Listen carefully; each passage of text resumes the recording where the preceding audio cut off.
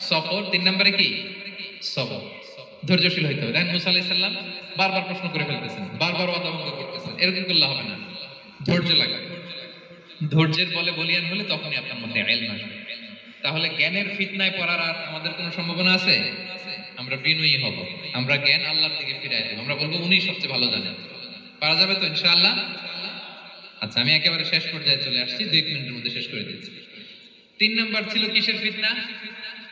4 number ক্ষমতার ফিতনা। এই ফিতনা থেকে বাঁচার জন্য সর্বশেষ আল্লাহ তাআলা যুলকারনাইনের ঘটনা বলেছেন।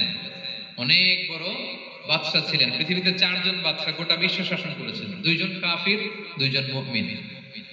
কাফির একজন হচ্ছে নমরুদ, যিনি ইব্রাহিম আলাইহিস সালামকে আগুনে ফেলেছিলেন, আরেকজন হচ্ছে বখতে নাসার, যাকে ইংরেজিতে বলে নেবুচারনেজার দ্য সেকেন্ড, দ্বিতীয় নেবুচারনেজার। তারা কোনো নির্দিষ্ট এরিয়ার বাউন্ডারির বাদশা না, গোটা বিশ্বের বাদশা ছিলেন এই 2 জন কাফির। আর 2 জন বাদশা ছিলেন গোটা বিশ্বকে শাসন করেছেন, তারা ছিলেন মুমিন। একজন হচ্ছে সুলাইমান আলাইহিস সালাম, আল্লাহর নবী, আরেকজন হচ্ছে যুলকারনাইন, গোটা বিশ্ব শাসন করেছেন, প্রাচ্য থেকে পাশ্চাত্য সব জায়গায় তিনি গিয়েছেন, ইসলামের বাণী প্রচার করেছেন, জালিমদেরকে শায়েস্তা করেছেন। তো এরকম দিক বিদিক তিনি জয় করতেছিলেন। অনেকে যুলকারনাইনকে আলেকজান্ডার দ্য গ্রেটের সাথে গুলিয়ে ফেলে না। ম্যাসিডোনিয়াতে যে আলেকজান্ডার দ্য গ্রেট ছিল, উনি আর যুলকারনাইন এক নন। যুলকারনাইন হচ্ছে আল্লাহ তাআলার প্রিয় একজন বান্দা, অনেক বড় সাহসী বীর পুরুষ ছিলেন, গোটা বিশ্বে ইসলাম প্রচার করেছেন। করতে করতে করতে করতে অনেক বড় ঘটনা, আমি সব শেষের ঘটনাটা বলি। উনি জর্জিয়া, বর্তমান যে জর্জিয়ার তিবলিসি এরিয়া, এখানে এসে একটা এলাকার সন্ধান পেলেন, যারা ওনাকে এসে বলল যে এখানে একটা জঙ্গলি গ্রুপ আছে যাদের নাম ইয়াজুজ মাজুজ, তারা এসে আমাদের উপর হামলা করে। হে যুলকারনাইন, আমরা আপনাকে ট্যাক্স কালেক্ট করে দিচ্ছি, আপনি তাদের মাঝে আর আমাদের মাঝে একটা প্রাচীর তৈরি করে দেন। আপনারা ইয়াজুজ মাজুজের নাম শুনেছেন না? ইংরেজিতে বলে গগ ম্যাগগ।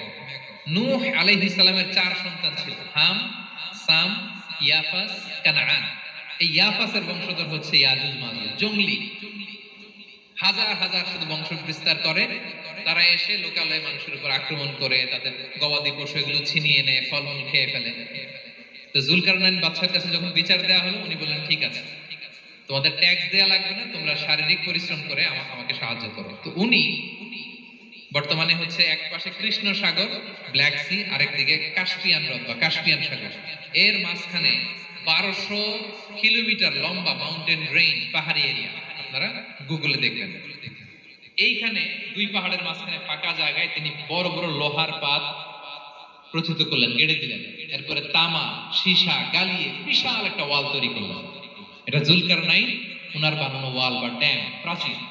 এখন আর ইয়াজুজ মাজুজ আসতে পারে না, ওরা আর আসতে পারে না। ওরা প্রতিদিন এটা ভাঙার চেষ্টা করে, কিন্তু ভাঙতে ভাঙতে আরেকটু ভাঙলেই ভেঙে যাবে। ওরা বলে আগামীকাল ভেঙে ফেলবে, ইনশাল্লাহ বলতে ভুলে যায়। এজন্য এরপরের দিন এসে দেখে আবার এটা আগের মতো হয়ে আসছে। কিয়ামতের আগ দিয়ে ওদের মধ্যে এই ইনশাআল্লাহর প্রেরণা আসবে।